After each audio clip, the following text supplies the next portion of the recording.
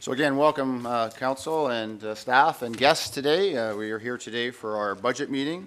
At this time on our agenda, we're going to have the swearing in of Councillor Potter and Councillor Sampson.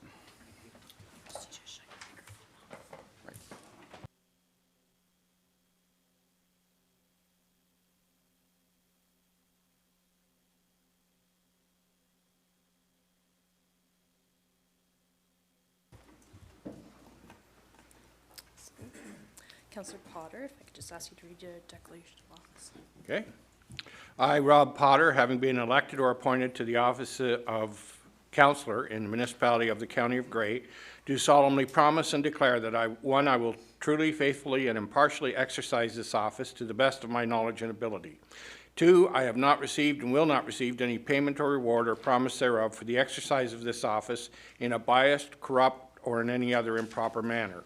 3, I will disclose any pecuniary interest, direct or indirect, in accordance with the Municipal Conflict of Interest Act. 4, I will be faithful and bear true allegiance to Her Majesty Queen Elizabeth II, or the reigning sovereign for the time being. And I make this solemn promise and declaration conscientiously believing it to be true and knowing that it is of the same force and effect as if made under oath.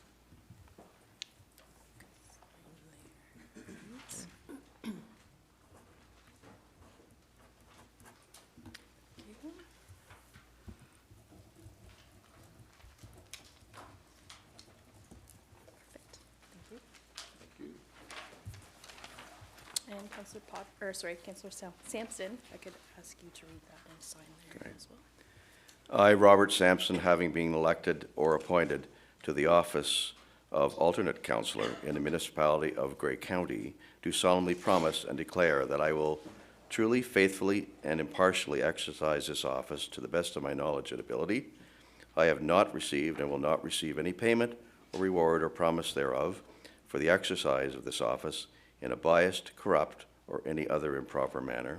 I will disclose any pecuniary interest, direct or indirect, in accordance with the Municipal Conflict of Interest Act, and I will be faithful and bear true allegiance to Her Majesty Queen Elizabeth II, or the reigning sovereign for the time. I don't think I need to say that, but Elizabeth II. And I make a solemn promise and declaration conscientiously believing it to be true and knowing that it is of the same force and effect as if made under oath.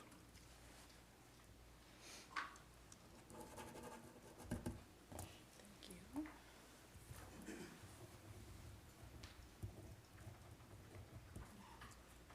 Awesome. Thank you. Congratulations. Thanks, boss. Congratulations.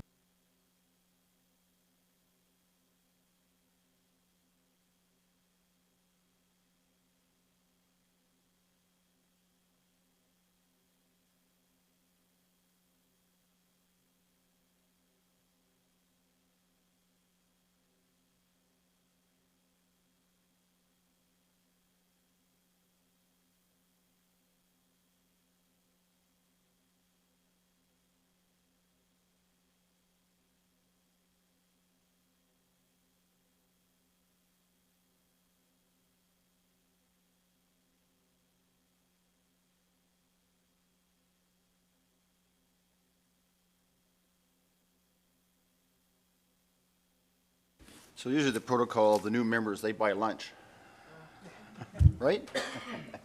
Just kidding.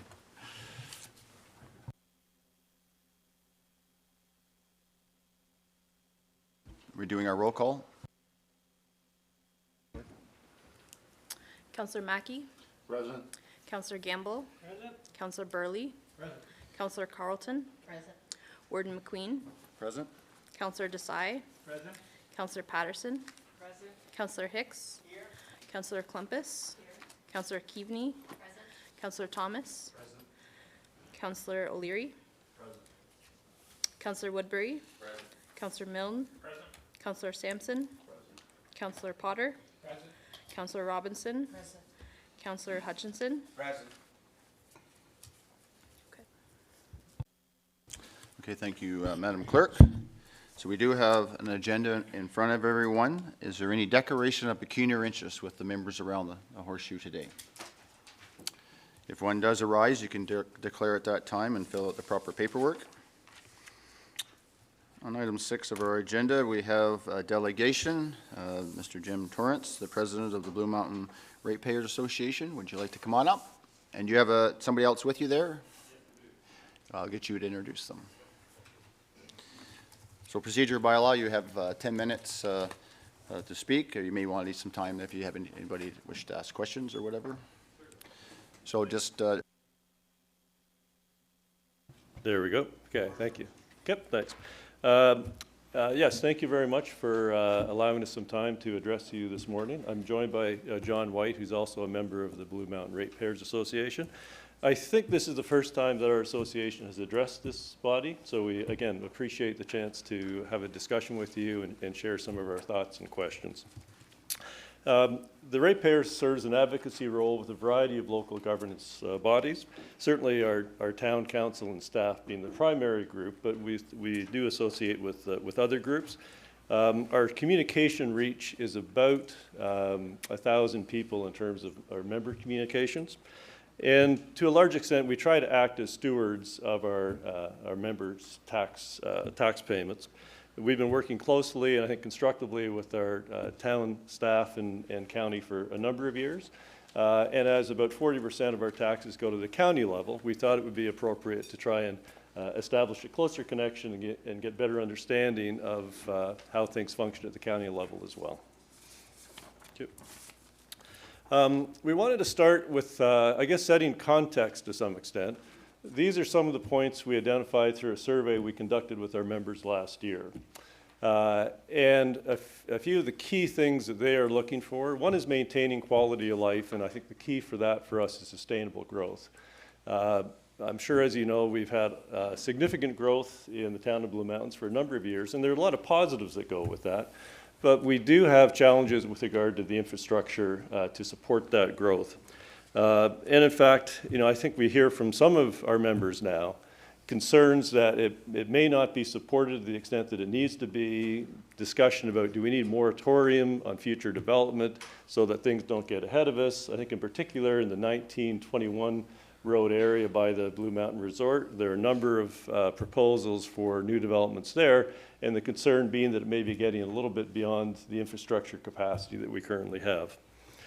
Second is financial transparency and accountability, and I mentioned I think we've achieved that to a large extent with our town staff and county. I think we've got a constructive relationship and a fair bit of trust between the groups in that regard.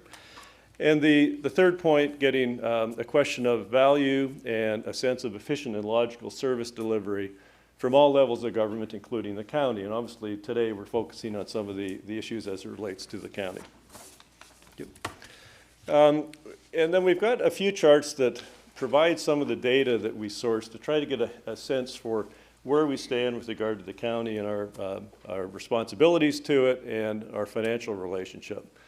This chart basically is saying that for 2020, it looks like the average town of Blue Mountain taxpayer will actually be paying a little bit less in taxes next year rather than what we paid in 2019, and that's a reflection of the growth that we've experienced. Interestingly, we now see that about 40% of the tax dollars are kept in the town and about 40% go to the county, so it's about a 50-50 split in that regard. The next chart then takes a look at the amount that we keep at the town level, which is the left-hand bar, which, as I said, is about 40%, and it has been going down as more of the dollars move to the county level, and we're roughly about 10% below the other municipalities. And I recognize every municipality has a different set of circumstances and issues, but it is a bit of a concern as we see fewer of the dollars being maintained within the town of Blue Mountains. And I guess the other thing that's going to build on that is with the 2020 assessments impacting 2021 tax rates, we currently contribute, I think, about 26% of the total tax dollars that go to the county. I think it's projected to go above 30% with the new assessments coming into effect. Yep. Now the other area, of course, there's taxes and then there's development charges. And we took a look at the development charges that were collected from the town of Blue Mountains for the county level DCs. from 2014 to 2018, and the expenditures in the town. And we see that there's about $4.5 million that were collected in development charges for Town of Blue Mountain activity. And there was about a bit less than $1 million that was spent in the Town of Blue Mountains. And now we recognize that not all the collections have been spent. Probably only about half of the collections have been spent in that period of time from the county level. But we're still seeing that we're getting seemingly underinvestment in terms of the DC charges coming back into Town of Blue Mountains and supporting the infrastructure that we need. And it exacerbates an issue that we're facing anyway, because even the town is facing a bit of an implementation gap, as we call it, that we're falling a bit behind in terms of getting infrastructure built from the town level. And when we take a look at the numbers at the county level, it just suggests that it helps to explain why our residents have some concern about supportable growth going forward. We do need investment in infrastructure. In the survey that we conducted last year, it was actually about 90% of our members did express some concern that the flow of money to the county could be compromising our ability to fund the kind of infrastructure that we need going forward. And as stated as well, we're looking at trying to get a better understanding of how the county is functioning and some of the budget-related issues that we took a look at through the 2020 budget that we've reviewed that you've put forth. The first deals with provincial efficiencies, the grants that they made available, and we wondered how it's being applied. Have there been targets identified in terms of the kind of savings to be realized through the efficiency grants that have been provided? And I just included some information on Simcoe. It's a story in simcoe.ca talking about how they have hired some consultants. They've got staff working on other areas where they're looking for efficiencies. And I thought it interesting that the mayor of Wasaga Beach is heading up their service delivery task force. So I'm not sure if a similar kind of initiative is underway for Grey County, but I thought, you know, it's an example that there's one county that even though the provincial effort has, I think, pretty much ended in terms of looking at potential regional efficiencies, some of the funding that's been provided is still being used in some studies. And our town, I know itself, has been involved in a few different activities to try to drive efficiencies in operation. The second one, in a high-level look at the county budget, it looks like a proposed spending increase of about 5%. And it's hard to get all the detail going through the top-line budget numbers that we were provided with, but the question that we had was, you know, how has that increased level of spending been determined? I guess the concern is right now the revenue growth is pretty good for the county, but with some of the provincial pressures we're seeing from a funding perspective, the concern being going forward, are we going to get ourselves into a position where we've increased our cost base and in the future may find some revenue pressures that could be difficult to deal with? The other thing that we were looking for, and they may be in some of the background to it, but items such as performance measures, best practices and benchmarking, identification of projects that have outlived their usefulness and should be sunset.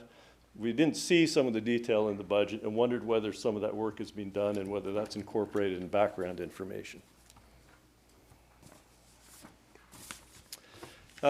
We then took a look at trying to get information with regard to sources and uses of revenue by municipality. You know, how has funding been trending in terms of the dollars coming from different municipalities into the county coffers? We know of new assessment dollars, which has been key in terms of limiting tax increases. We wondered how that's been generated across municipalities. And the numbers we have showed that the increase for this year is projected to be 1.8 million, and about 2/3 of that has come from the town of Blue Mountains. Partly because I know that our council has pushed hard with MPAC to try to get updated information into the system, and that's generated, I think, about $800,000 increase in terms of taxes being brought up to date where they should be based on property values. So again, wondered whether other municipalities have been engaged in a similar process and what kind of impact you've been able to generate through that. On the spending side, wondered about how we take a look at the impact of county spending by municipality, whether that's evaluated. And also in terms of projected capital spend by municipality, interested in understanding how it's determined, how it's prioritized, because as I say, we certainly have some requirements in the town of Blue Mountains in that area. A couple of other questions that we thought we would put on the table. One deals with long-term care facilities, and it's obviously an issue across the county. And given the demographics in the county, it's only going to become more significant as we go forward. So we wondered, have things been done such as a per-bed cost comparison, including other municipal providers, to get a sense of operating efficiencies? Are we planning for increased capacity in this regard? And certainly, we talk about our catchment area, but I would say even the eastern side of the county, which would be town of Blue Mountains, Meaford, Grey Highlands. I know that we've got some really significant issues in terms of availability of long-term care in those areas. We wondered as well, have we looked at partnerships with private and public sector operators to determine if we can drive more efficiencies through increased number of beds? So again, questions put on the table just because we know with our demographics, long-term care is going to become more and more of an issue going forward. Last question we put on the table, and this is, SWIFT is not a huge dollar item, but it was one that caught our attention, partly because we don't really know too much of the detail behind it. We haven't been able to access that to this point in time.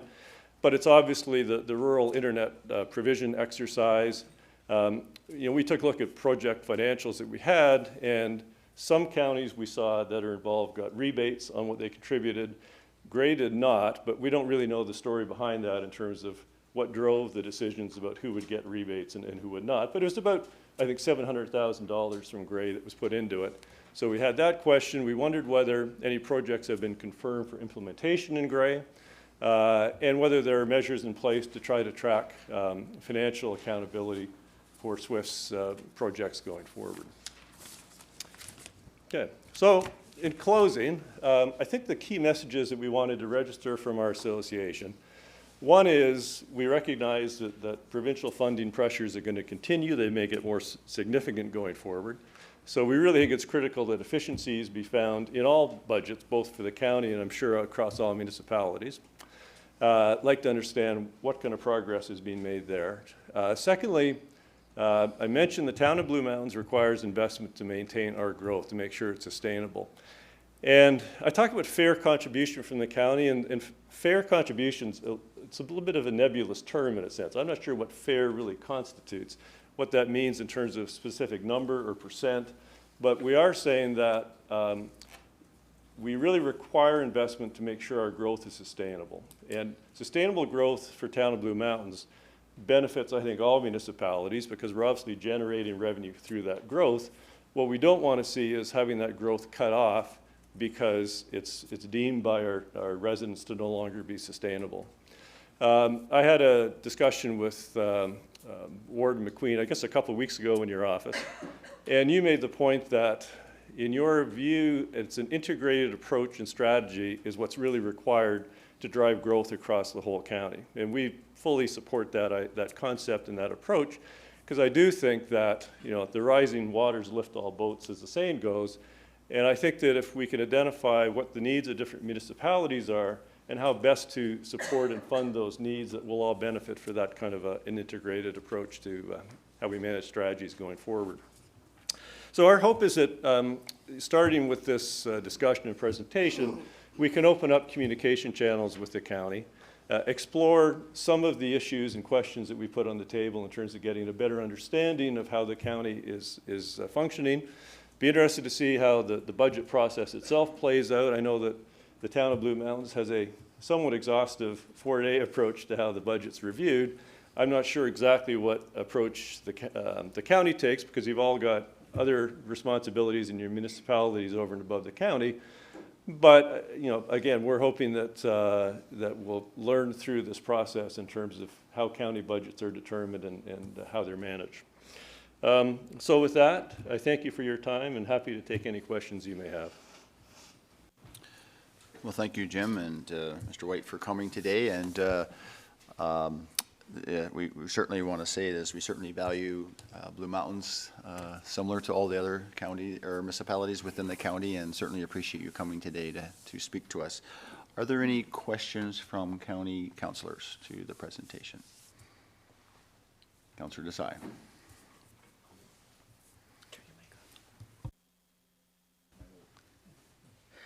In Grey Highlands, we don't have to turn the mic off. We can have up to four.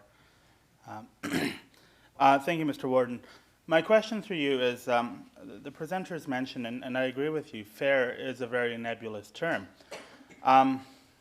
My question through you, Mr. Warden, is, are there any suggestions that are coming from BMRA in terms of where the county has been lacking and where we could do more? In terms of suggestions. Thank you. Thank you, Councillor Desai. And Jim, would you like to have a stab at? Okay, thank you. John, do you want to? I think that our biggest concern, or one of our major concerns in the town of the Blue Mountains right now, accepting the fact that if everyone here agreed that there's problems with market value assessment, we don't have the power in this room to change it. And we're certainly not here today advocating that change. What we need is expenditure to move forward in the town of the Blue Mountains, particularly in roads and related works. Jim alluded to the County Road 21, 19, County Road 19 corridor from 26 and around. Those projects that were scheduled for 220 have been pushed off in the capital budget till at least 222. We know that the studies have not yet been implemented or undertaken to do them. And we have a horrific traffic problem. Yesterday was not a busy day by any stretch of the imagination at Blue Mountain.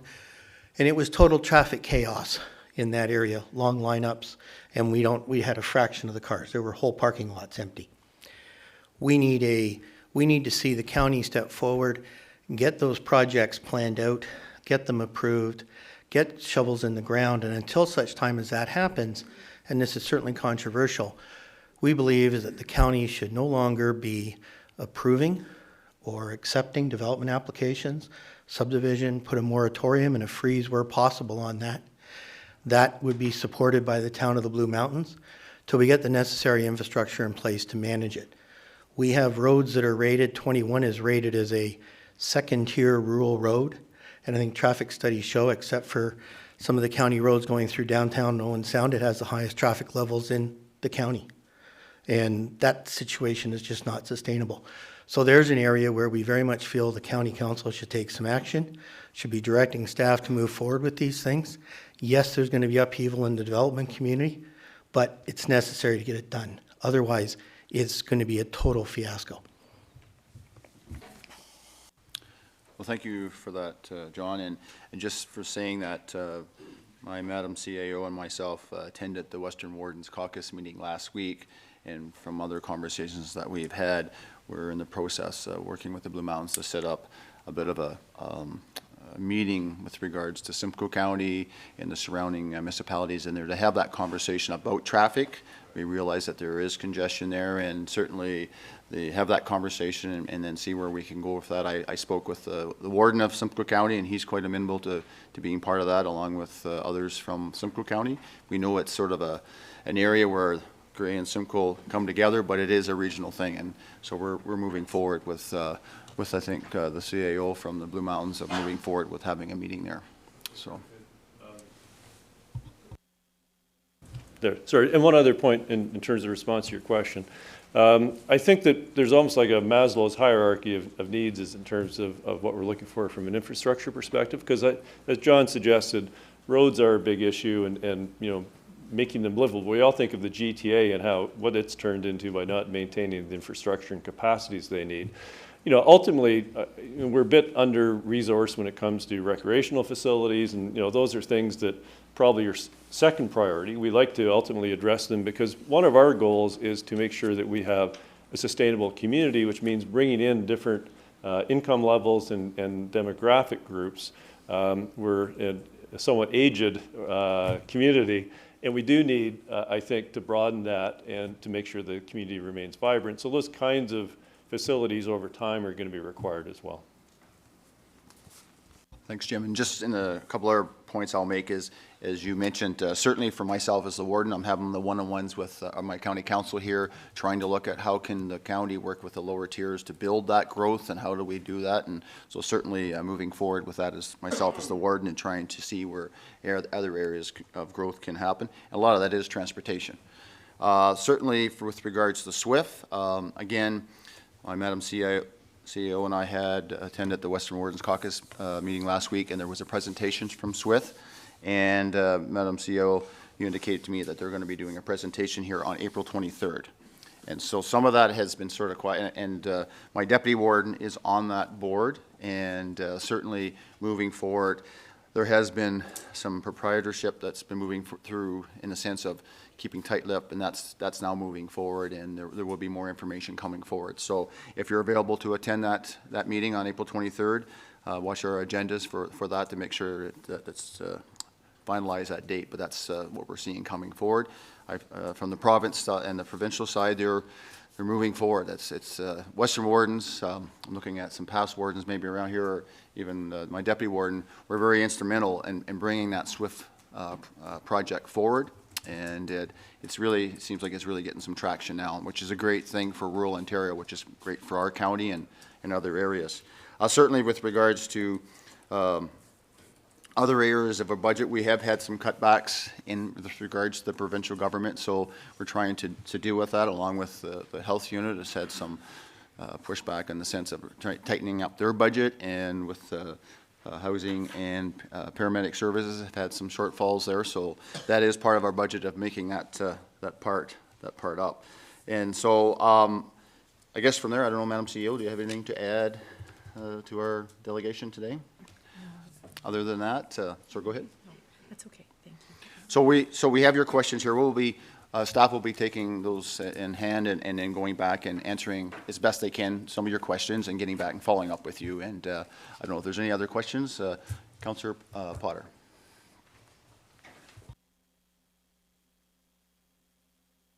There we go. Thank you, Mr. Warden. I want to, first of all, thank the delegation for not only coming this morning, but for all their hard work, because they certainly help us with their ideas and their information. I've been around for about 40 years, going back to my media days, Mr. Thomas will remember. And I've heard discussions about this stuff for as long as that. One of the reasons I ran for council was to try and see something actually done about it. We have known that this traffic, for example, was coming. We have known that the sustainability issues were coming. And if we don't tackle them now, and if we don't get everybody on board, it isn't going to happen. And we are going to end up with a mess, and we are going to literally kill the goose that's laying the golden eggs. So we all have to work together. And the fact that we have a citizens group that is willing to become leaders and show leadership in this is very important. And I think it's something we should all take heed of. So thank you. Certainly we need to work together as a team, for sure. Councillor Hicks, or Deputy Warden, do you have a question? Thank you, Mr. Warden. I just wanted to add a few more comments around SWIFT as the Grey County's representative on the SWIFT board. You talked about a lack of information, and for political reasons, we've had to be fairly tight-lipped about when we can say things and how we say it and that sort of thing.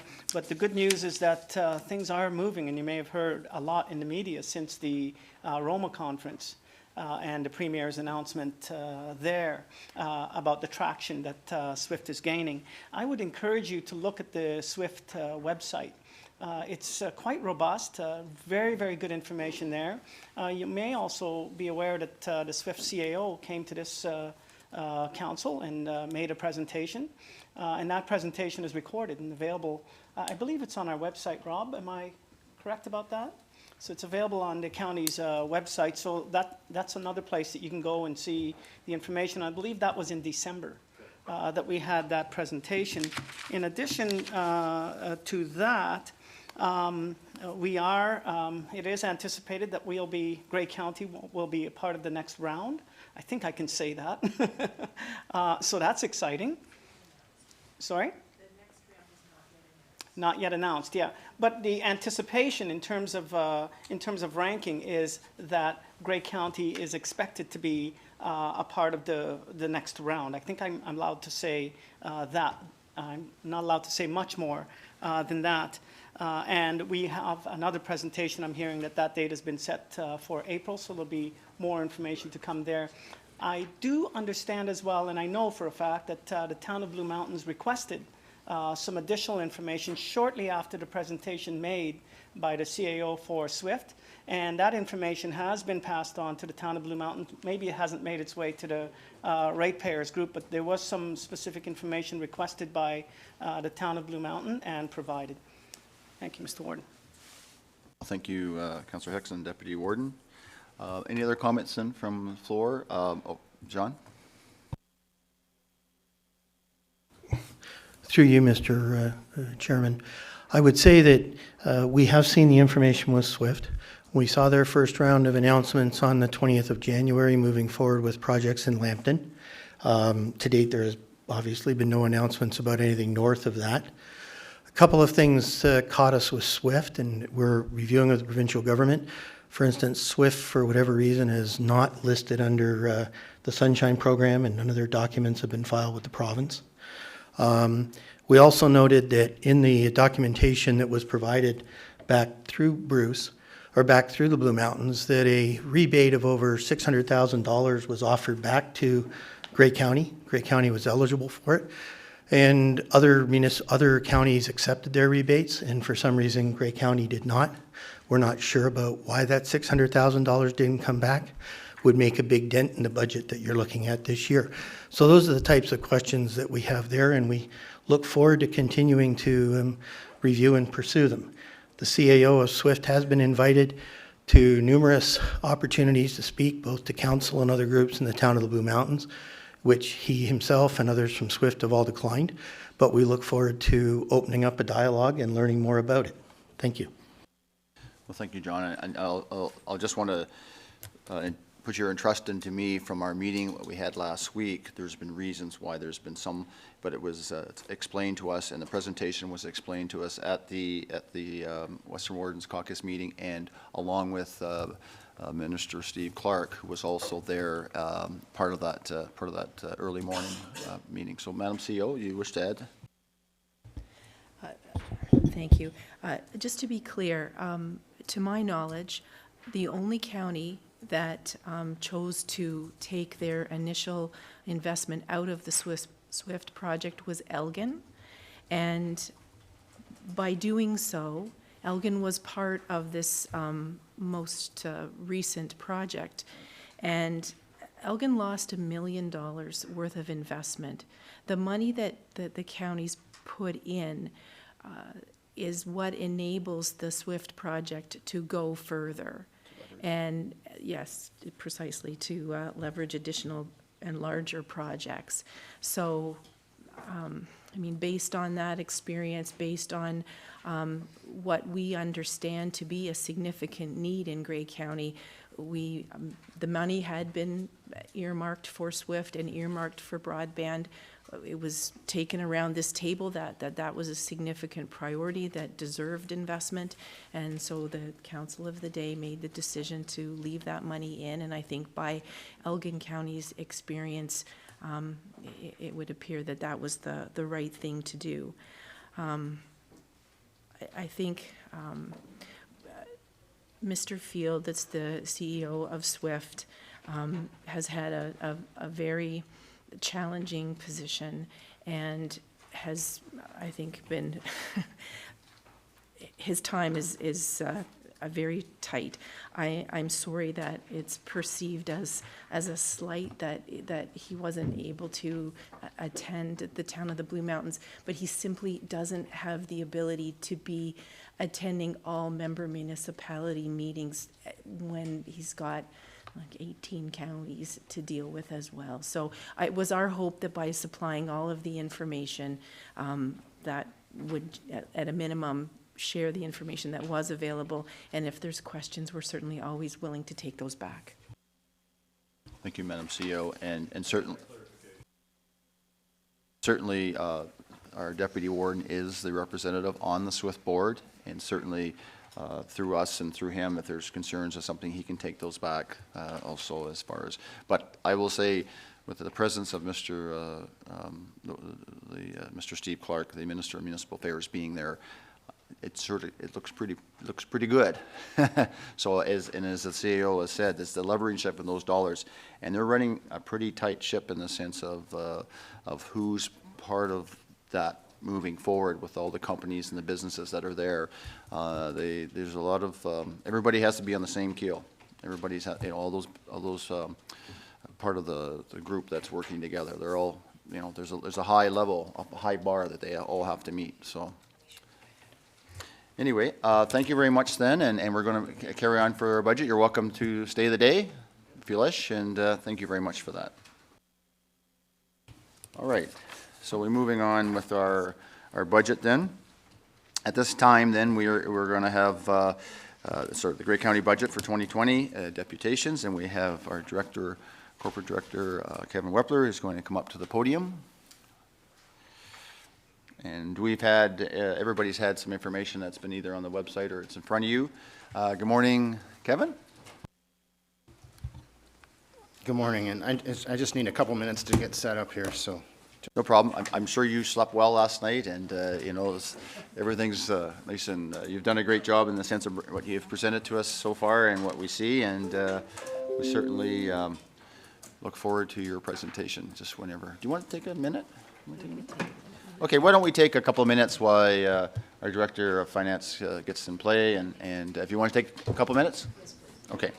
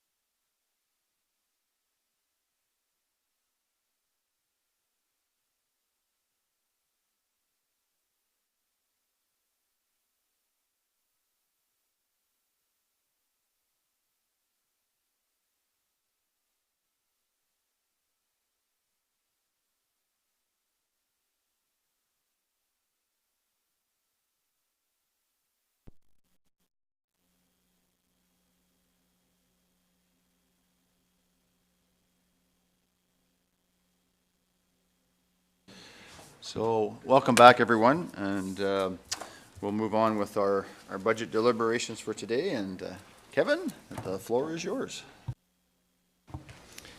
Thank you, Mr. Warden. Thank you, Council. The way I was going to go about this today is how we did this last year is that I'm going to start with the summary budget that we handed out. It's a smaller version. There was a copy put on your desk. This is really like a high-level executive summary that we've put together as something that you as councillors, if you're asked by the public, as a quick reference document instead of the 260-page detailed document trying to find the details. It was a way to try to help facilitate yourselves and the public a quick document to go through with some of the budget impacts and the highlights and stuff. So I'm just going to walk through that document with you.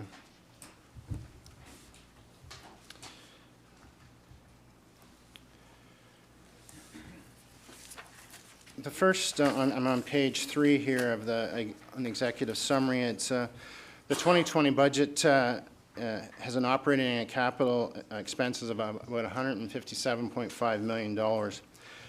After operating and capital revenues, reserves, and capital financing are calculated, $59.8 million needs to be raised through taxes to maintain and enhance existing services. Grey County is, as you've heard, is experiencing unprecedented growth and investment. New assessment growth of $1.8 million is included in the county's revenue for 2020 budget. And after taking into consideration that new growth, a levy increase of 1.26% is required, or $741,000 to be raised from taxes. The breakdown of that in the operating and capital here is, just to put it in perspective, of that $157.5 million, about $125 million goes to the operating expenses, and about $32.5 million is going towards capital.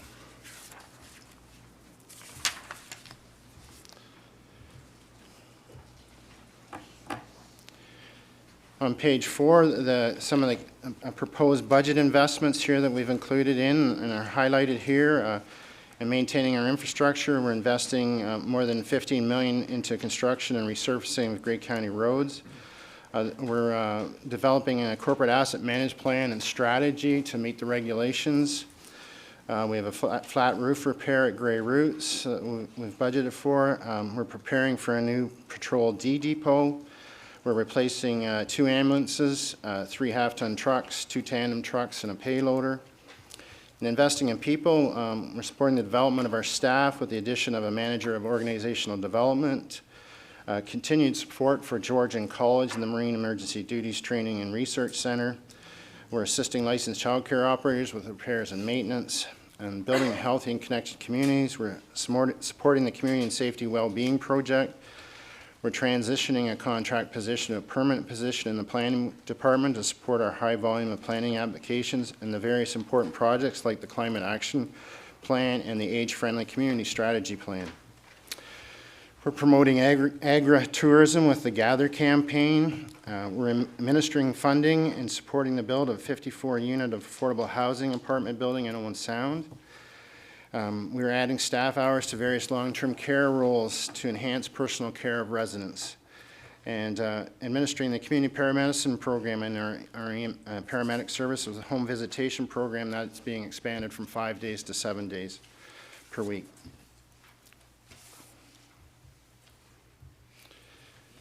What does a 1.26% levy increase mean to the budget? It's, again, that's $741,000 that would be raised from additional taxes.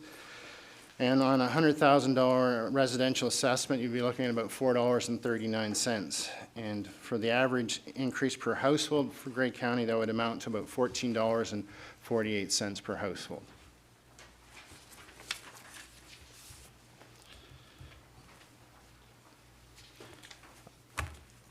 On page 6, we break our budget down into, the county at one time had 4 standing committees. We had corporate services, we had planning, community development, social services, and we had the transportation and public safety. We've continued to use this as functions in our budget just to break it down into components and sections. So we've carried on that. It always, that could be something we can look at to change in the future wish, but it's worked pretty well just to keep things kind of in pots of expenses and revenues. So in here, I've broke it down in comparison the 19 to the 2020 levy. And so for corporate services, we're looking at about a $207,000 levy increase. Planning and community development, they're looking for about $75,000.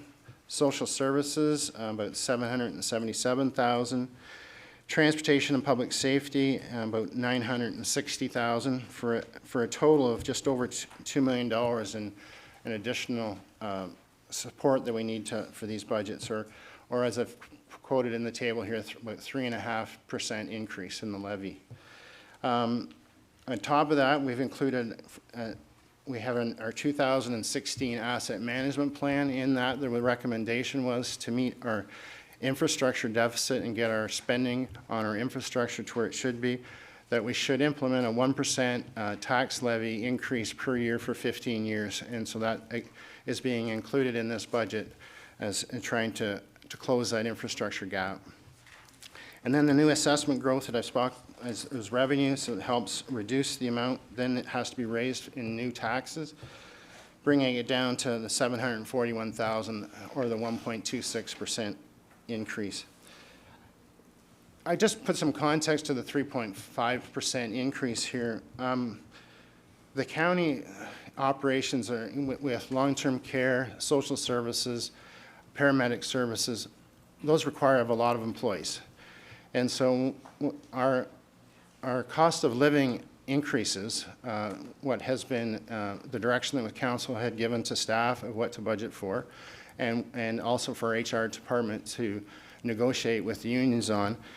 What's been budgeted in here is about $733,000 in cost of living adjustments. So that itself is 1.24% of that increase.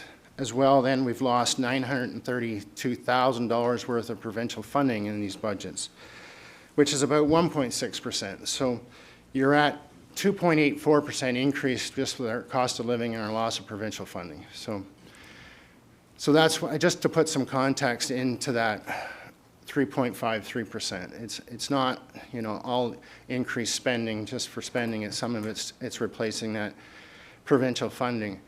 I'd like to use the example of on the provincial funding and your cost sharing, paramedic services is to be a 50-50 funded program with the province. So a 2% increase if both partners put in their money, the county would see a 2% and the province would see a 2%. With the province not doing that a 2% increase in that total program becomes a 4% increase then to the county. So that's the problem with cost sharing when you rely so much on provincial fundings for a lot of our programs. So.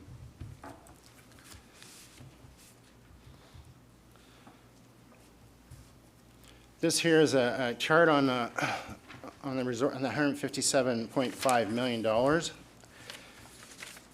All I put it in here is to highlight long-term care, OW, affordable housing, paramedic services, those health services that we provide to our communities. Our gross expenditures, 65% of that goes to those activities. The remaining 20% then goes to transportation for our roads and bridges and keeping our roads maintained, and that leaves about 15% then left for the rest of the departments of the county.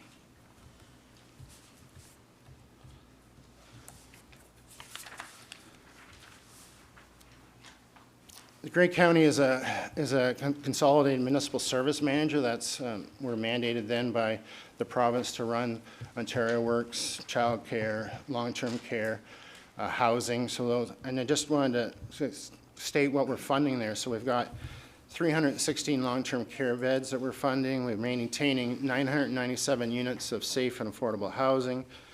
We respond to more than 24,000 in annual calls through paramedic services. We deliver income support and employment assistance to individuals. We help families with affordable child care. And we maintain over 1,600 lane kilometers of roads and more than 192 bridges and structures that are over 3 meters in length. Building the budget, each department meets with the CAO and myself to review their departmental revenues and expenditures and their net levy requirements.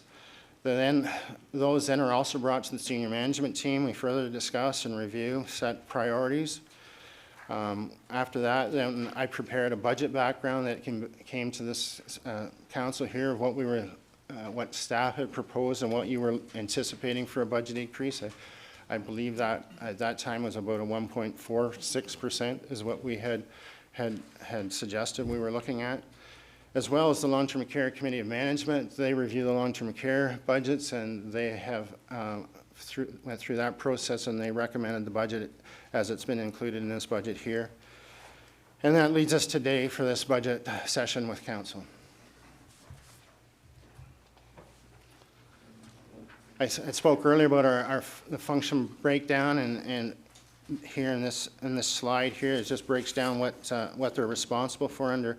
So you see under corporate services, you'll see budget, asset management, POA, HR, IT, legal, and the rest of the other three functions that are here as well for your information. Pages 10, 11, and 12. And 13, I'm going to skip because those when we get into the detailed budget package, other directors are going to come up here, and they have highlighted those items in those sections. So I don't want to be repetitive. I'll let them speak to them. They can speak better to those than I can. So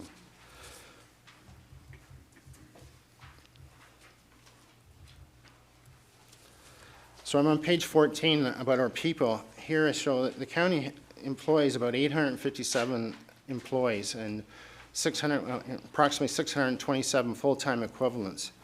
And of that, 653 of those are made up of our unionized staff that we deal with. You can see where contract end dates here. We've got a number that are being dealt with either currently or will have to be dealt with this year. We have the ONA ending in March 31st, 2020. Ops-Lee Manor is ended at 2019, December 31st.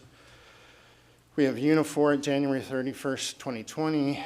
We have OPSU Grey Gables, December 31st, 2020, and OPSU the Paramedic Services at December 31st, 2020.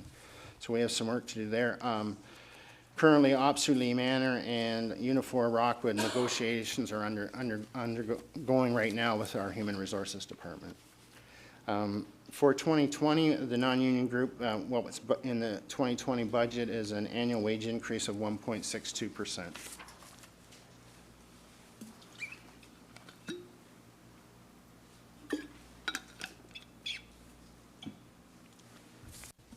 So at this point, Kevin, I know we have one or two questions, and I think Councillor Desai, you had a question?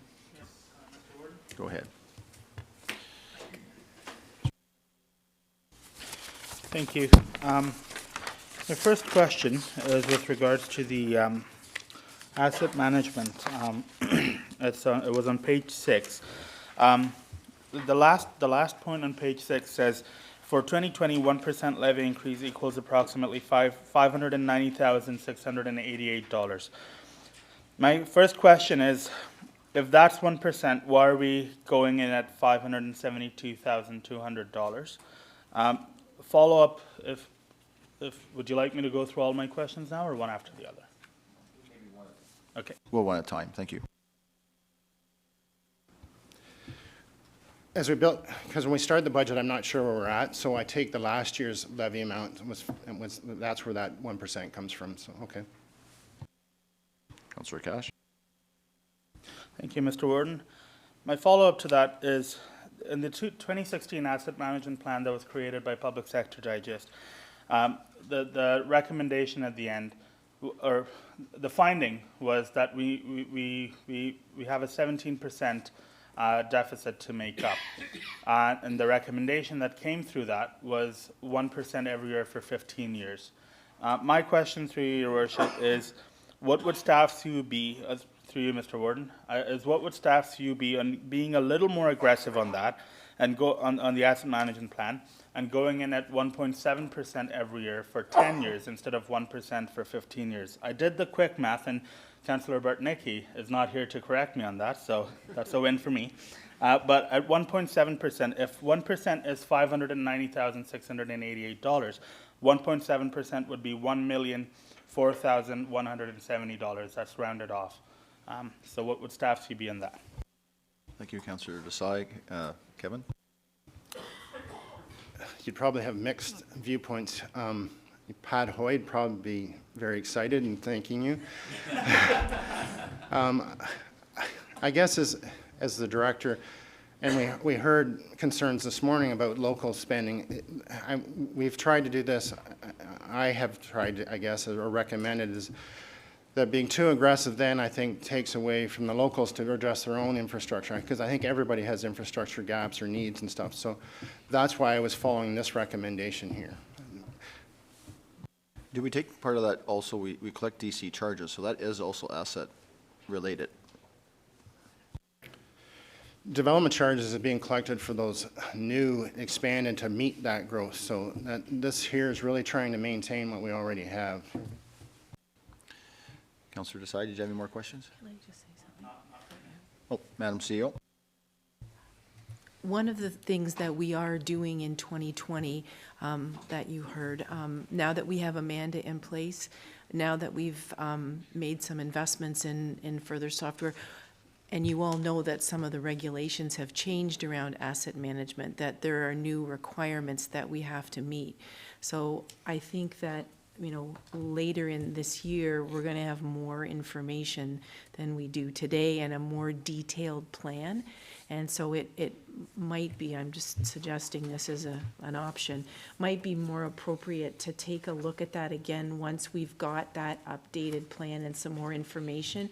And we could take that, bring that to this table and then get your feedback about whether, based on the most up-to-date information, you think there's maybe a change in course is merited.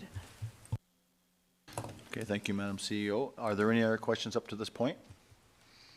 Okay, Kevin, the floor is yours. Yeah, and most municipalities are really just getting into the asset management to follow up on this. And as Kim said, we've undertaken with a consultant, and we have an asset management position on staff here, Amanda Brooks. The more data we've collected over the last few years, I think is going to give us more information to make better decisions. And that's the goal of this, that if we can start seeing what for example, our pavement condition indexes are doing over time, that, you know, is the increasing spending still meeting the decline of our, or is it, how's it doing? So I think I'd rather follow that plan until we have better information to be more, if we need to be more aggressive on that, and let council at that time make that decision, okay? Councillor Desai. Thank you, Mr. Warden. Again, I did some math, and if we do go to 590,688, the levy, the additional funding, so the net levy increase would be 1.29. So I guess my question is more of a question of procedure. If I did want to make a change to that 572 to up it to 590, when would be the appropriate time for me to bring that up? Kevin, I guess we're at the end, or after we go through everything. I think we should run through everything first, and then I guess we'll have that reflection at the end. Yeah. I have staff back here too, and maybe we'll try to ask them to keep kind of a tally of if there's changes up or down, that then we could try to recap those at the end as well, and let council have some discussion on them. That's good, Kevin. Also, the Madam Deputy Clerk is also going to track them too. So, okay, go ahead. I'm on page 15 now. So on this table here, you'll see we've highlighted our gross county expenditures of $157.5 million. How those are funded, you'll see that about $61 million comes from federal provincial grants. I would say provincial grants makes up probably 92% of that number. We're heavily relying on provincial grants. Reserve funding, we've built in this budget about almost 16 million. Other funding is 20 million, leaving a net levy of $59,810,000. On the breakdown then, on a $100,000 residential assessment value on your billing, you'd see about 13.5% goes then to corporate services, 1.4% goes to planning, heritage, economic development, forestry, tourism, trails is at 6.6%. Healthcare and education funding is about 3.5%. Social services is about 6%. Affordable housing is 12%. Long-term care is 11.8%. Paramedic services 12.1%. And transportation about 33.2% of your net budget. That's what's going to fund, okay?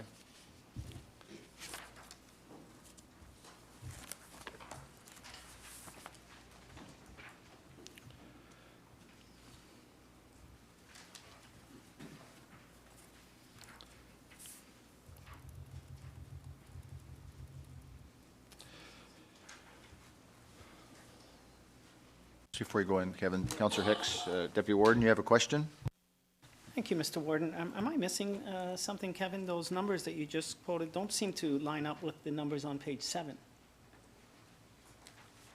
Going to go back to that. Just one's a gross percentage, and those percentages are the net of your tax bill, what's being raised in taxes, the 59. The other are percentages of the 157.5 million.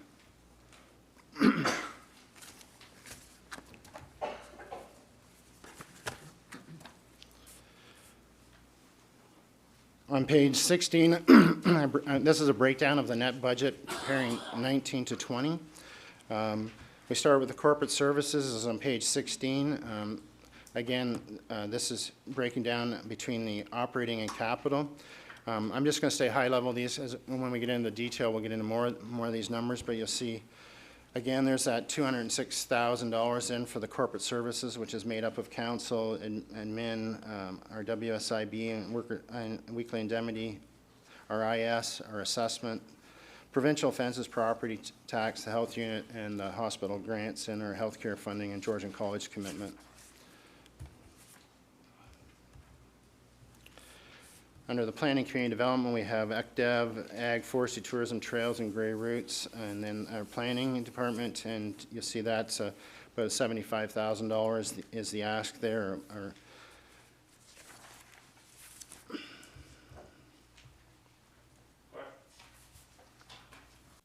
Councillor, I'm going to think here.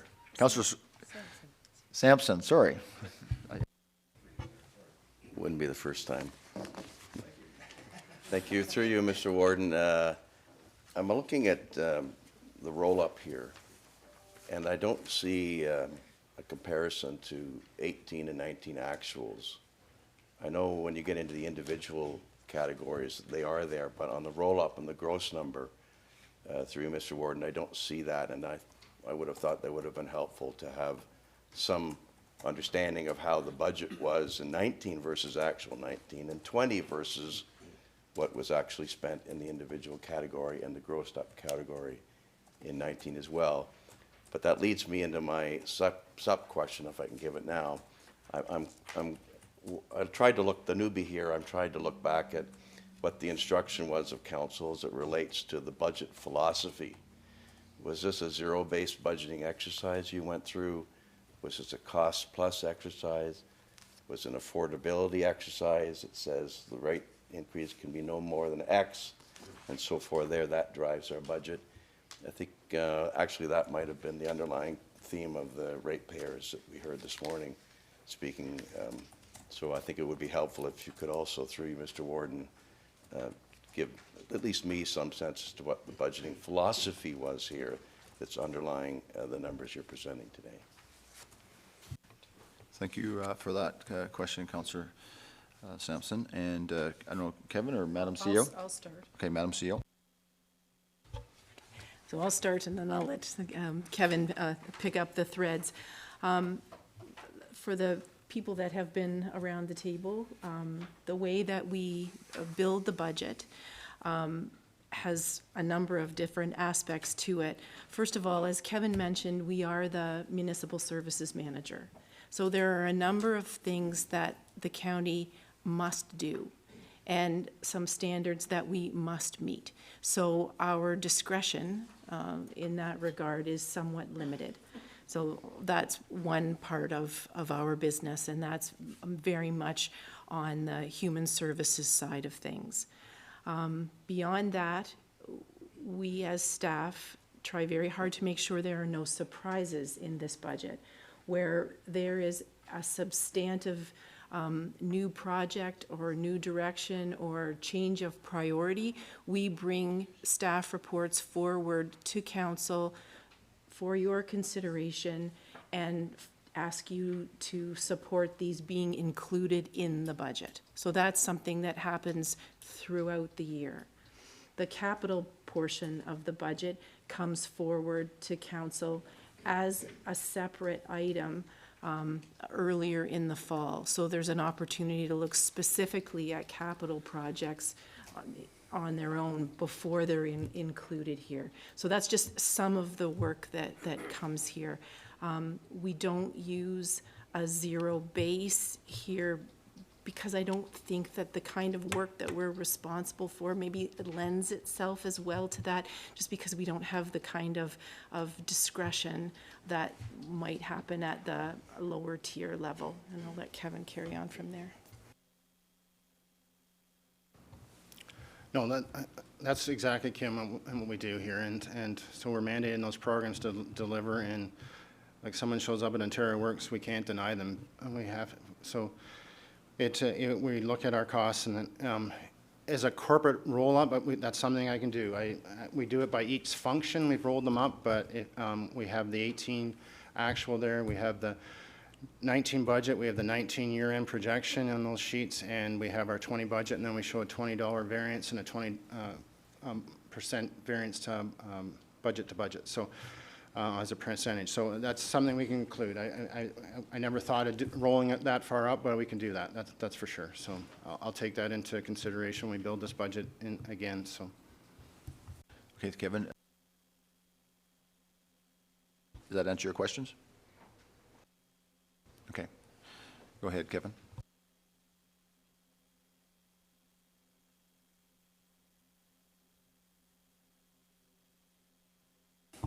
Social services, we're looking at there about a $777,000 net increase over budget to budget. And then transportation and public safety here, we're looking at about 1.5 million, and that incorporates the 1% that we've spoken about earlier in that budget. And then as a roll-up, which I spoke to earlier about, that is looking for a change of about $2.6 million, which 1.8 million of that is being covered off by new assessment growth, leaving 741 as a tax rate increase, or 1.26%. So.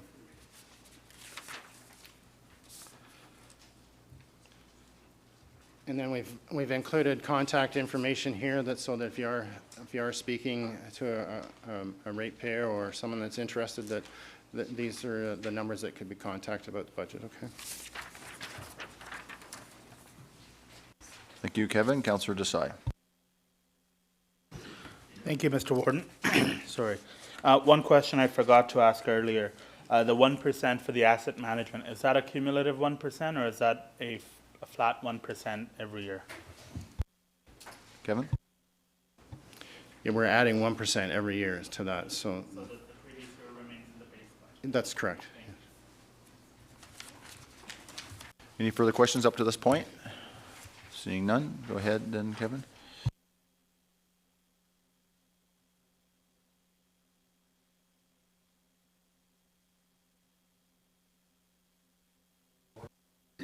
I'm going to jump over to the detail one here, and I'll start with the summaries, and I'll try to speak to corporate services as best I can, or I might have to call on other directors under the corporate services envelope. Before Councillor Burley comments about Big Bay and not being the airport on this slide, I thought I'd beat him to it. So Maybe that's Councillor Burley there when he was younger, was it? Sorry, Kevin, I cut your mic off.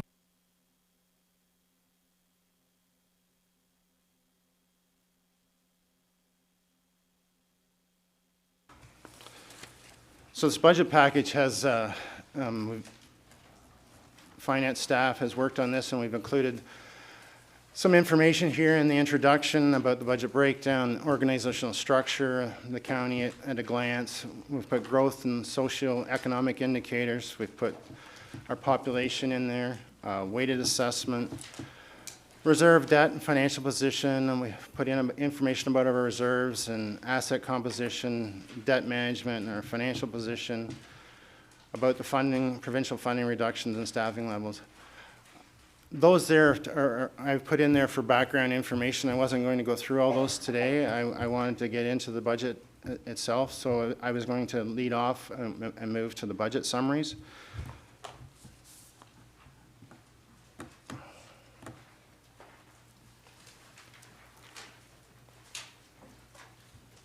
I just spoke to the net here.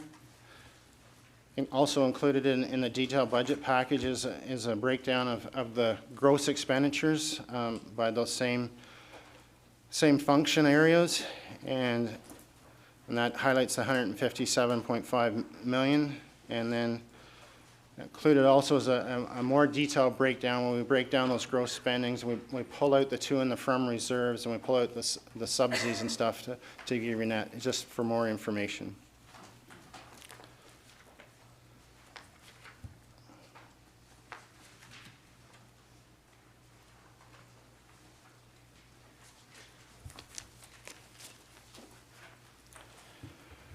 So as I'm going to move to page 34, which is the corporate services section of this budget.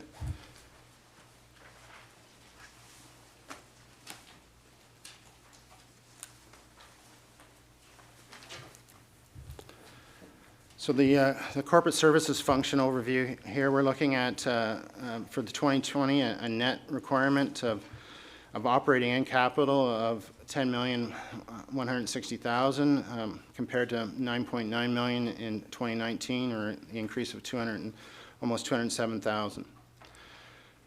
Under the council budget, and the council budget is found on page 43 of this document, if you want the detailed page to follow along.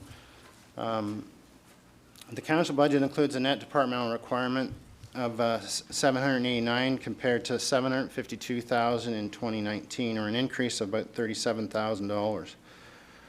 Salaries and benefits are anticipated to increase about $29,000 in 2020.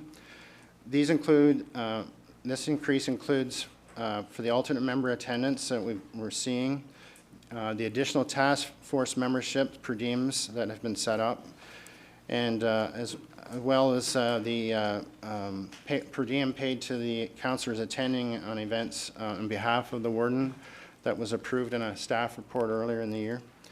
And travel has also increased due to the additional, we anticipate the additional task force meetings to be scheduled in 2020. And as well, the warden is probably one of the farthest traveling wardens we've had in a while too, so that has been taken into consideration in this budget. Councillor Millen.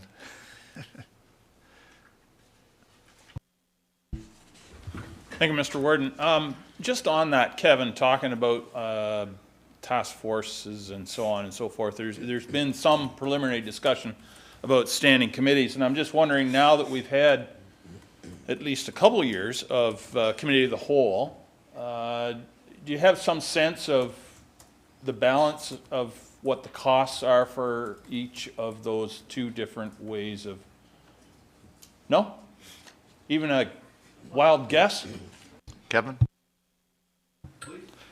I'd have to go back and look at the numbers, what we were paying under the old standing committees and versus the committee of whole. I'd be guessing, to be honest, right now.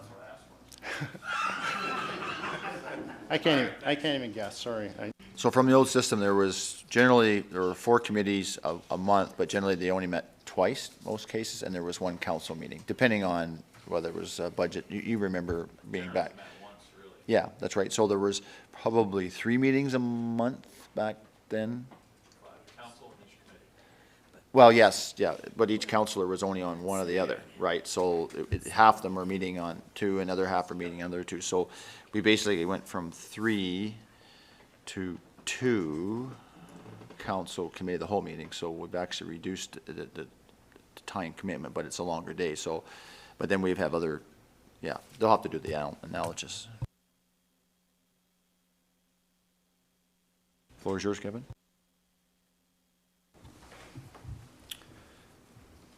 We've included association and membership fees in there that are paid. The professional and consulting budget, in that budget shows $25,000. We didn't spend $25,000 in 2019. That we don't know how many requests for the Integrity Commission we were asked. We've maintained that budget. We show 17 then being funded from reserve, and that's really for a net of 8,000. That's based on the history we've had for 2 years with the Integrity Commissioner. So it's, it's only being funded 8,000 from tax in there, but we continue to show 25 just because we haven't been at it that long to see what the requests are going to be for that there. That's the council budget. If there's any other question, I'll move on to the min. Hang on, Kevin, there is a question, Councillor Sampson? Through you, Mr. Warden, I'm not sure whether or not, are you at page, where am I now here? 34 in the writing. Okay, so you're not in the big chart yet, we're not talking about the big chart numbers yet. Go ahead. These are the notes in relationship to, that I was speaking on council, to page 43 of the council budget. Okay, well, for my questions. Go ahead, Kevin.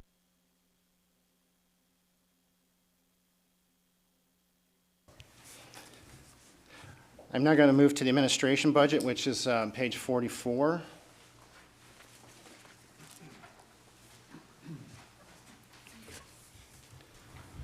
So the 2020 administration budget includes a net departmental requirement total of operating and capital of just over $5 million compared to almost 4.7 in 2019, an increase of about 367,000. So the operating budget that's on page 44, this is the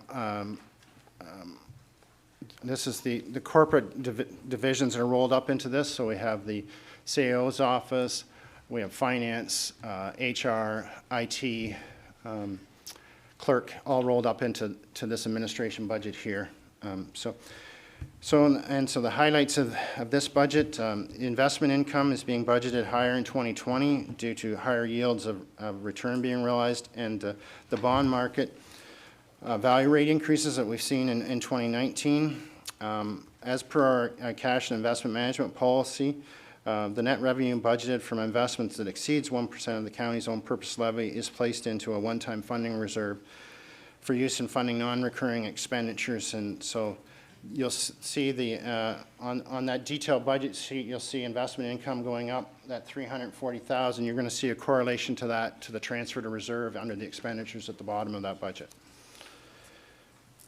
We have in here a transfer from reserve of $50,000 for the Advanced Fire Communication Phase 2 project. That's funding that consultant's work on that.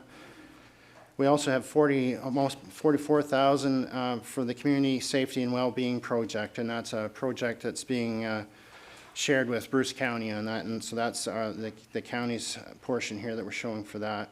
We have one-time funding of $3,000 for the upgrade of the financial software, our Great Plains financial software. We have $3,000 for AIM CTO conference sponsorship, which is in the town of Blue Mountains in 2020. We've put $40,000 in here to offset some legal fees. So we're showing an expenditure for these, but we're funding them from reserve. It's a placeholder, and we've had a couple of actions going on here that we maybe utilize those funds, and those have been discussed in closed session with council. So we have $10,000 for the professional consulting. We have an actuarial done on our future benefit costs, which is our WSIB. And other employee benefits. So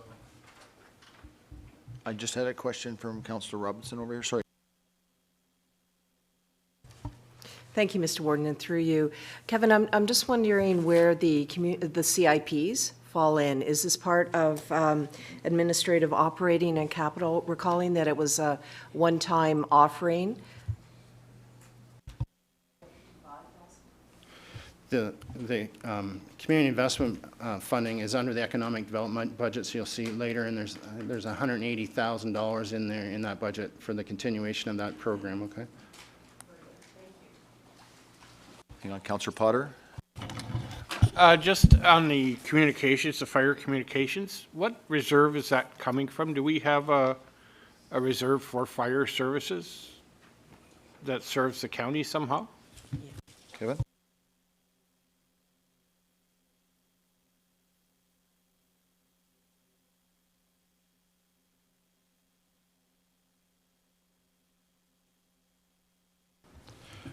I'd have to go back to look at the reserve schedule. I believe it's from the modernization funding that we got, the $725,000, and that's where we've kind of earmarked that.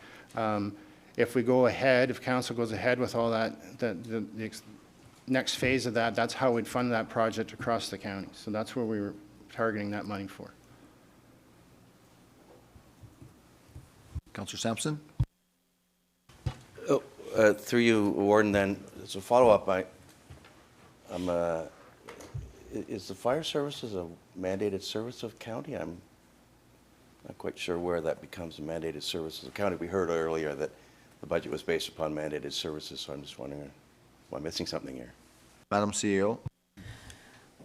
When this discussion was brought to County Council, the fire chiefs from across Grey County came to Council, had spoken to staff. We brought a report, which I would be happy to forward to you, which basically outlined the challenges that they were facing from a life safety perspective due to the inadequacies of the various communication systems as they exist. It was determined that an approach that was taken at a county level or on a regional basis, if I can use that term, would be the most cost-effective and efficient way of ensuring that there was one system that addressed all of the problems to the benefit of everyone. This project is really meant to address challenges that first responders face in mutual aid situations, right? I think each individual fire department had, kept their own individual communications technology and services up to a level that they were satisfied with to some degree. But the challenge came in mutual aid situations, which are more and more frequent. And to keep people safe and then to ensure an optimal response, they need to be able to have an effective coordinated communication system when you have multiple services responding to a single event. So I think that was basically the rationale that underpinned the idea that since we were fortunate enough to get this modernization funding, that the fire communications infrastructure was in bad need of being modernized, and council took the direction that they were willing for us to work that up and see exactly what that was going to look like.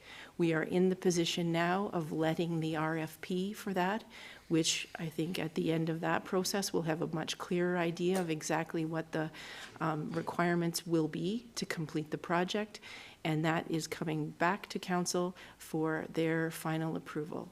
If it's determined that the costs are vastly different from what we believe or the resources that are available to us, I think we'll have some more work to do, but that's the situation with that project at this time.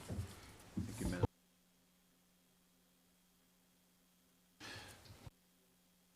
Do you have a follow-up? Sorry, yes, I do, Warden, thank you. So that sounds like this is a sort of a voluntary shared services arrangement, not necessarily the county exercising a mandatory service delivery at the county level. Is that correct? The county, I think, is playing a leadership role in delivering a service or assistance to our member municipalities, as we do with many of the services that we provide. It seems unlikely to me that any one individual municipality would have the capacity that the county has to be able to coordinate a project like this. It's the county that has the procurement ability and the staff expertise to be able to coordinate this on behalf of all of the fire services. I understand, Madam CEO, I think there's something like 380 radios or something like that. That's correct. So the economies of scale of going out for that tender is sort of huge. Yes. Okay, Councillor Robinson. Thank you for acknowledging me, Mr. Warden. Just to supplement that, it's not only radios, but it's also the infrastructure of the towers. So it's much, much grander than that. And when you look at a county opportunity to provide that service and that infrastructure for member municipalities, it definitely is something that we should take a look very seriously at for positive reasons. Okay, thank you for that. Any other questions or comments to this point? Okay, Kevin? We have 15,000 from reserves for the corporate wellness initiatives. That began as there was reports to Cameron County Council. It was a startup year in 2019 for that, was $30,000. They were, with the late budget passage of 2019, that didn't get up and going, but what we've done is we've reduced their expenditure to 15,000 for that, and it's we're showing an expenditure of 30,000, I should say, still because of the late start, but we're showing 15,000 coming from reserves. So they're only going forward. It'd be a $15,000 corporate budget funded from taxation for the corporate wellness initiatives here. On the salaries and benefits, include funding for the staff changes that were put in place in 2019, along with the 1.62% cost of living adjustment. Service enhancements new to the 2020 budget include funding for management of organizational development in the Human Resources Department. And I don't know if, Kim, if you want to speak to that. Yes. Madam CEO.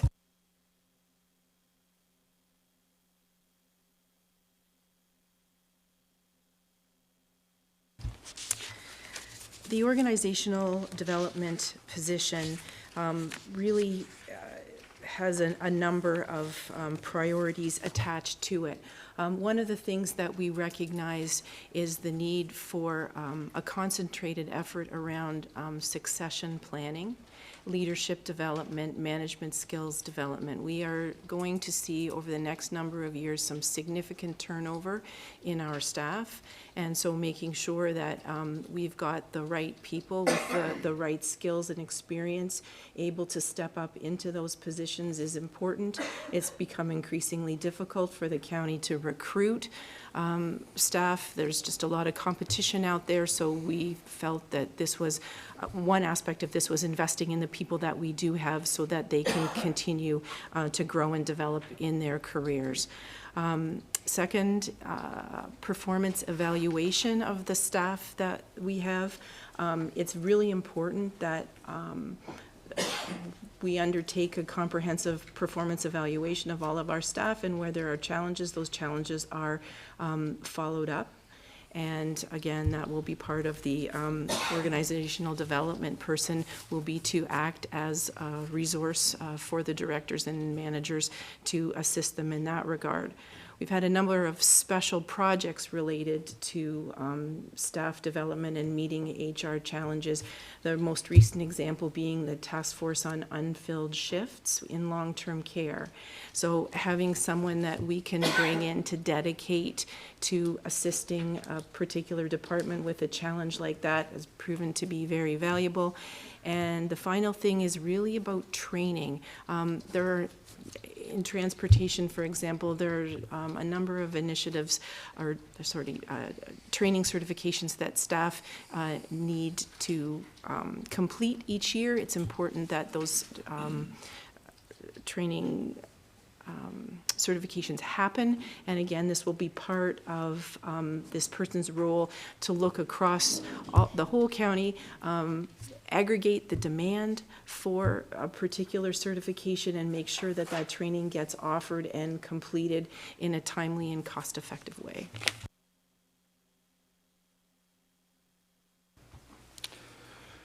Thanks, Kim. We've also included a IT help desk support position here, and I'll let Evan Davis from our IT department speak to that position.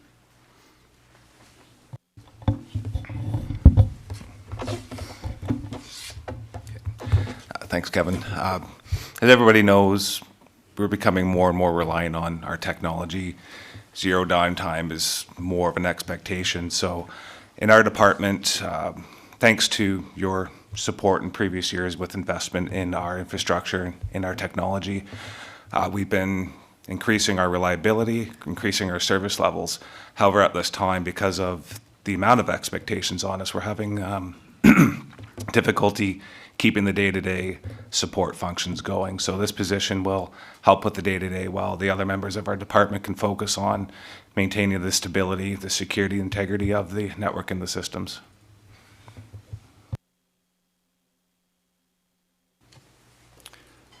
I think we all understand all the cyber problems that we're facing, and it's quite a challenge for the IT department. So the third item that's impacting the salary and benefit is with the download of the potential, we're preparing for the Part 3 downloads for prosecutions, and to help with the corporate legal matters. Funding has also been included in the legal services department. It's 50% of that position for a solicitor that we hired in 2019. The balance of that position is expense to the provincial offenses budget. That over there, it assists in the POA operations, but also we get to cost share it then with Bruce County with that position. So, those are the three positions that we've got included in this budget under the salaries and benefits. We've got, as stated previously, we've got funding in there for the emergency management program. We've also got about $44,000 in reserve funding for the community safety and well-being plan development, and that is again a joint project with Bruce County. If that's the operating page, if I was going to move on to capital now, unless someone has more questions on the administration. Any questions out there? Okay, well, if something comes up later, you can ask. So go ahead, Kevin, to capital.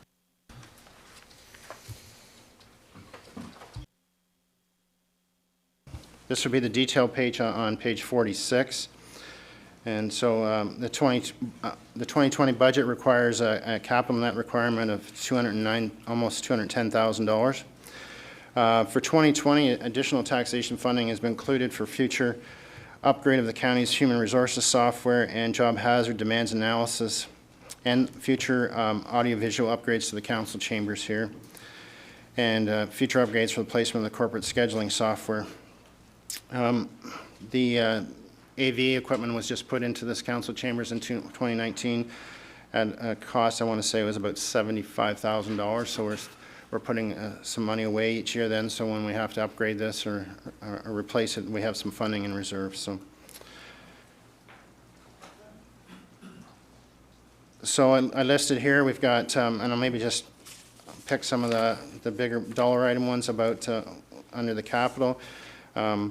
We entered into an agreement with the Public Sector Digest to work on our asset management plan and strategies and service levels and stuff. So that's about $161,000 to implement that in 2020. We have $50,000 there to complete a service review of the HR department. $71,000 for upgrades to the HR software. $200,000 for a telephone hardware system. Our telephone hardware system needs upgraded or replaced. And before we do that, we've included in here $50,000 for a telephony consultant to come in and review our telephone needs and communication needs. And so we'll have that first, and if the budget's approved, that would come back, and then with recommendations on our telephone system replacement. We've got almost 75,000 for photocopier life cycle replacements. We're undertaking an aerial imagery upgrade in 2020. And we continue to put away money for 62,000 is being put away into our IT reserves for future upgrades of our IT infrastructure. And 115,000 is coming out of the reserves, and we're undergoing our update of our building condition assessments. We do those every 5 years. We have all our corporate buildings looked at, our long-term cares, and that are based on the components to ensure that the expenditures we're planning, putting money away for reserves for when those roofs need replaced or those HVACs need replaced. So we found those very informative. They look at a 30-year 30 years out of all those assets and how long they're going to last, what the condition they're currently in is, and then included as a reserve fund based on our contributions where we're at. And we can see if we're going to go negative or if we're overfunding and we should be adjusting. So those are done, and those have come to council and those have done. So for this time here, we're undertaking this. We're in conjunction with the housing department. The housing department has many units, so we've put them together and they'll go out as one RFP and work in conjunction together. So, sorry, you want to see that budget? Oh, sorry. Yeah, sorry. My apologies. Mr. Robinson? Thank you, Mr. Warden. I'm lingering back on page 13 in the binder, and I'm just wondering if we could have a more of a drilled down discussion on the absolutely new position that is requested for Manager of Organizational Development. How is it currently being handled within the organization to fulfill the functions briefly listed here? Was there an opportunity to do a cost comparative for a third-party provider, a consultant? And thirdly, what is the impact if council so chooses not to move ahead with this position on the corporate environment? That was a lot of questions at once. If I can be frank, I would say that what we recognized was that these functions are not being undertaken to the degree that we feel would be optimal for the organization. I think everybody makes their best efforts, but there's a gap there.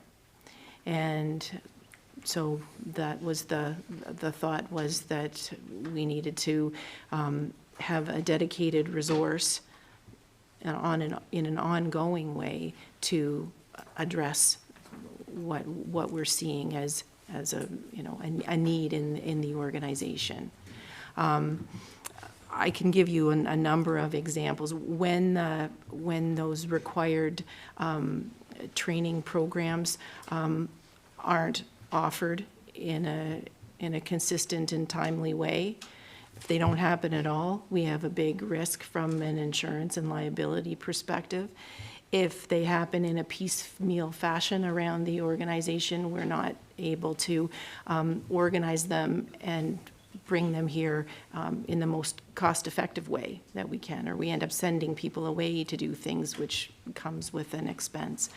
On the succession planning thing, I think, our people here are by far and away the most critical part of our operations. If we don't have the right staff in the right places, we really can't move ahead as an organization. And as I said before, we have had in the last year alone, multiple situations where we tried to recruit for a position and weren't successful. Like, either we didn't have the candidate that we felt we needed, or we had no candidates at all. Like, it's that competitive out there. So we want to avoid being in those situations where we can, so that we understand where our staff are, what the experience or additional education that they might need to have to be able to step up to that next place, and ensuring that that actually happens. And all of those things take time.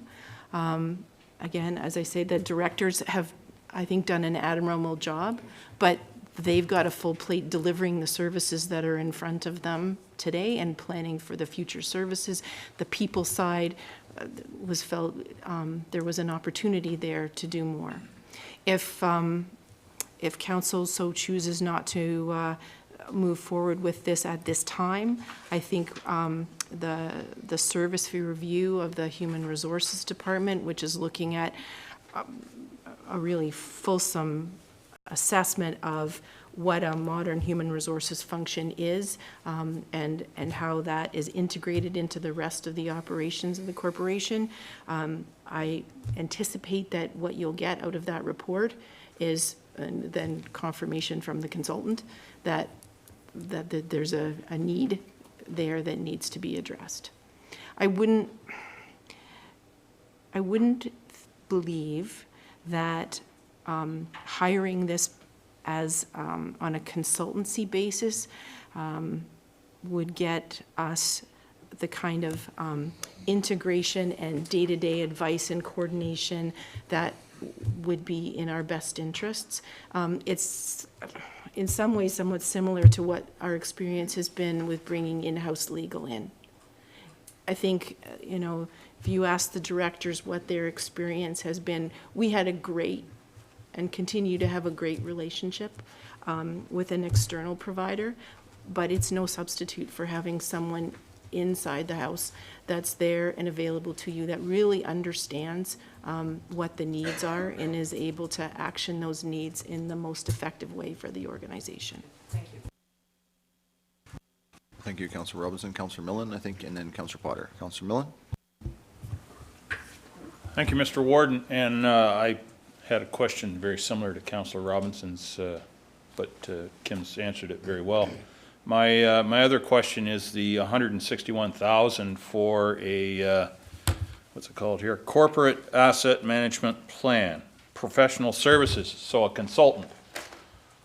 Golly, are we buying the whole company, or are we just hiring somebody to look at the books? It just seems a little bit of a stretch to think that we need, because we've been working on asset management, I expect, over the years.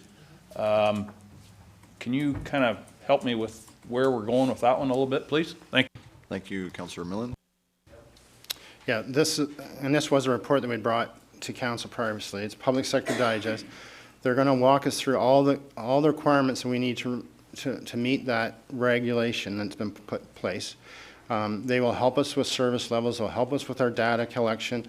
We've met because we started this project in 2019, and so this is the second year of that program.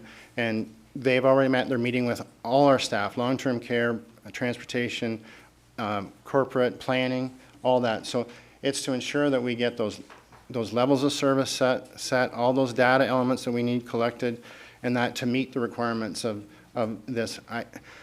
And we're very appreciative we have an asset management person on staff, but we need help for her to coordinate all this with all the organization here and to make sure we meet that regulation. We want to do it well. And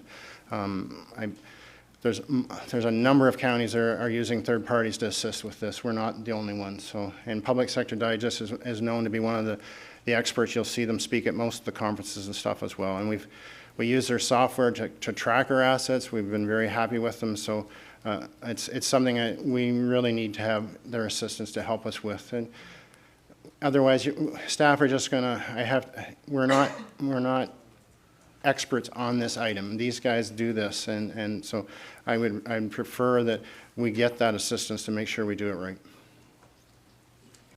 Councillor Millen, a separate line of work for yourself, maybe? Councillor Potter.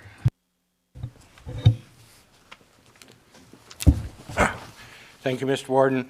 Back to Councillor Robinson's question, this manager of organizational development, how much would that add to the budget? And is there a line somewhere that, and it may be just my lack of experience at reading the county's budget, but where would I find that line in the budget to tell me how much that is, and as well as what's going to be required in terms of office, staffing, et cetera? Kevin?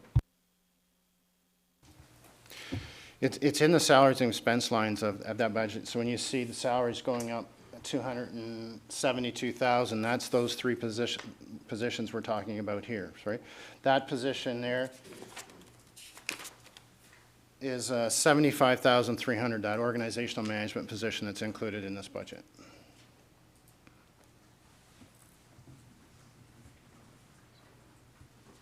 Councillor Sampson. Thank you, Gordon. Just through you, just as a general question on any of the extra staff items that are included in the budget, I'm assuming that there's a county policy that's priced at the top of any grid, expected grid, or how is that salary position priced, costed in the budget? Talking like a percentile type thing? Kevin, yes. Maybe. Kevin? Someone, like a new position like this would have to go through an evaluation process that we work with the HR department and ask based on what skills, education, impact of air, et cetera, how those would be evaluated, where they believe it would end up on the grid, and that's how we establish what we would budget for this position. Go ahead. So as a follow-up, Mr. Warden, so it's not the policy to cost it at the top of the grid, but to cost it at whatever the expected entry grid would be. So presumably then that salary would increase as one progresses through the grid.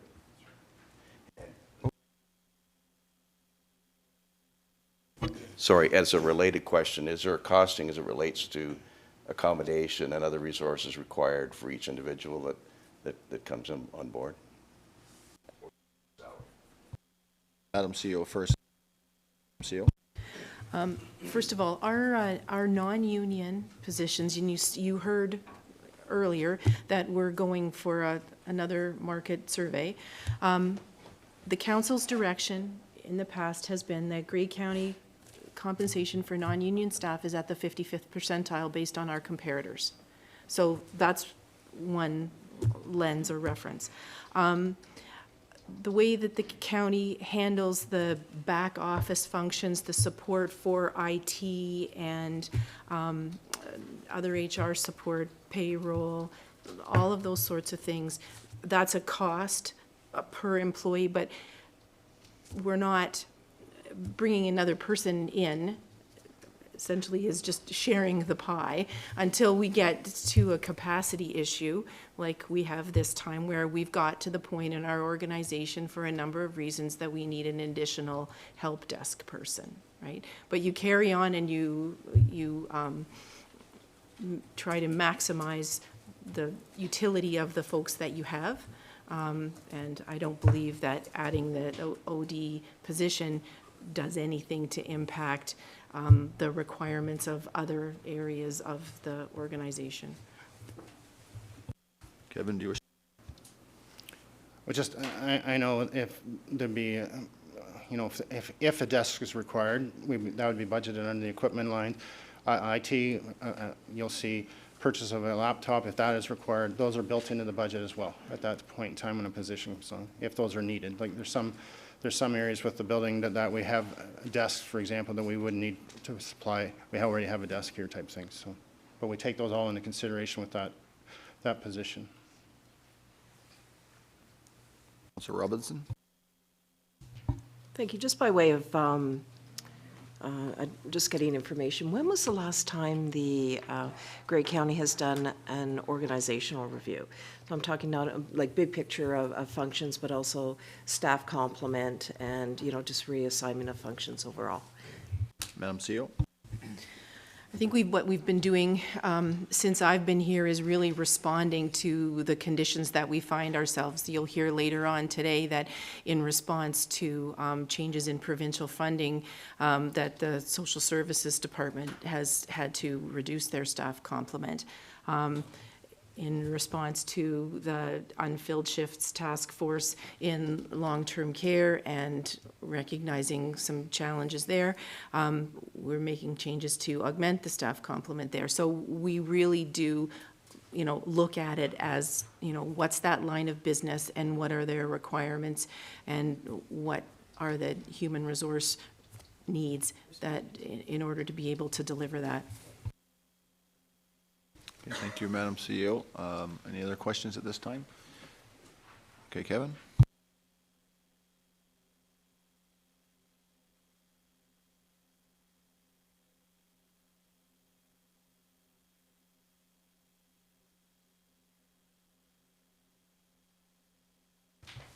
I'm now moving to page 37 to discuss the workers' comp weekly indemnity, and that detailed page is on page 47.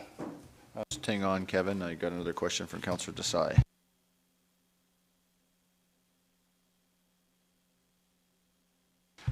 I could use a 2-minute break, so let's go ahead. 2-minute break.